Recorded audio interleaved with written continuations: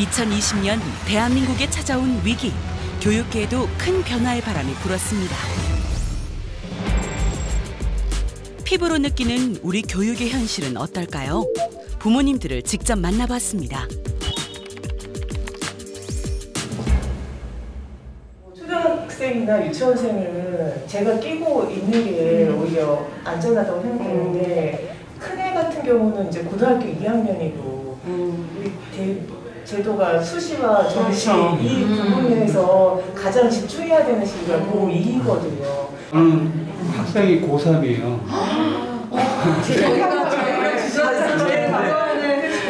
저는 이제 뭐 출근하고 나오니까 뭐 어쩌다가 이렇게 보면은 좀 불쌍해 보여요, 그냥. 그 중간고사는 어떻게 하냐 그랬더니만 모르겠어요, 뭐 그냥. 그게 자기주도 학습이 되고 그다음에 이제 자기가 알아서 공부할 수 있는 그런 수준의 아이들은 지금 기회라는 거예요. 격차가 벌어지는 걸 우리도 이미 다 알고 있잖아요.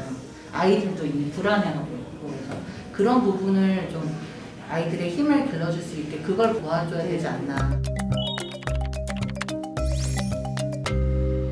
아이가 학교에서 이런 내용을 선생님들이랑 이렇게 공부를 하는구나를 이제 제가 그러니까 직접 경험도 하고 간접적으로 이렇구나라는 거를 좀 제대로 보는 계기는 됐던 것 같아요. 내가 과학 실험도 같이 해줘야 되고 사회 모두 찾아줘야 되고 정말 하루 종일 같이 앉아서 과제를 하고 있다는 거예요. 그러다 보면 중간에 또 밥도 해야지, 엄마 배고파 간식 줘야지, 엄마 이거 모르겠어 그러면 머리 쥐가 날 것 같다고. 필기 쓸 때 멈춰놨다가 다시 듣고 또 모르는 거 있어 또 듣고 하니까 50분이면 되는 거를 조금 더 시간 높여가지고 뭐 2시간으로 한다든지 하게 되면은 그게 뭐 나가서 학원을 가는 것보다는 집에서 그렇게 하는 것도 괜찮은.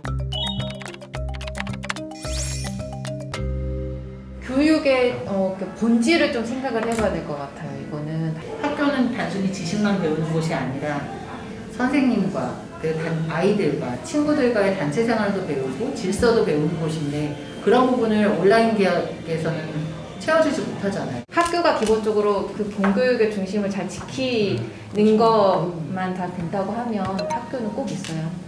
가장 기본적으로 우리가 교육을 받아야, 그러니까 교육을 한다는 것이 무엇인지를 좀 생각해서 정권, 정책, 제도가 바뀌더라도 그건 건들지 않는 테두리 안에서 다 함께 뜻을 모아서 좀 그 발판 위에 새로운 제도도 세우고 정책도 좀 만들어 주셨으면 좋겠더라고요. 걱정과 불안을 씻어내고 모두가 믿을 수 있는 미래 교육 만들 수 있을까요? 교육과 학교는 어떤 역할을 해야 할까요?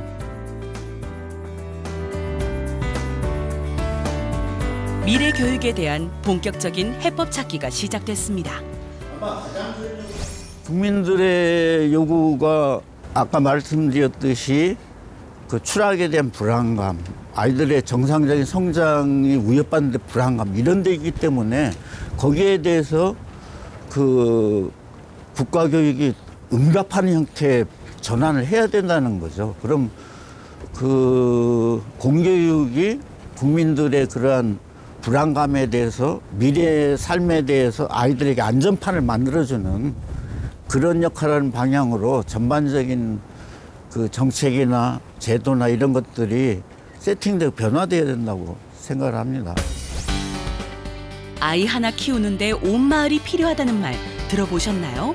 학생, 학부모, 선생님, 마을과 지역사회, 정부가 미래교육과 학교의 역할에 대한 해법을 찾기 위해 머리를 맞댔습니다.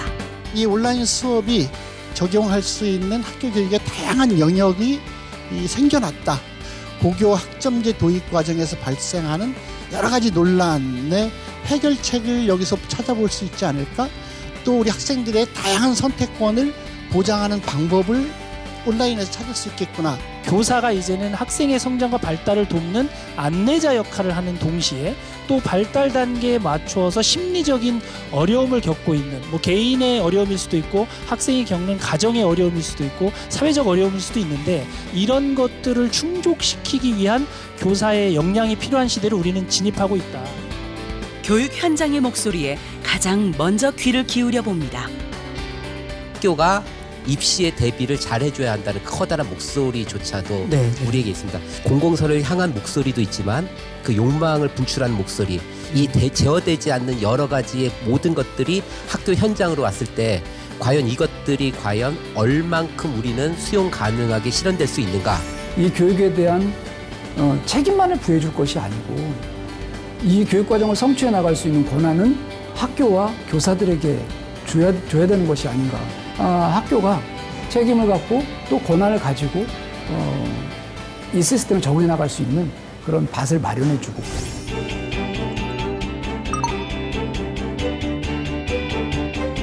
선생님과 학생들이 함께 뭐 창업 프로젝트나 아니면 여러 진로에 대해서 네. 도전하는 프로젝트 등 활동 위주로 수업 방식을 진행하게 된다면 온라인으로 전국의 많은 선생님과 학생, 전문가들도 토론에 참여했는데요. 함께 소통하고 연대하면 새로운 길을 만들 수 있다는 희망이 생겼습니다.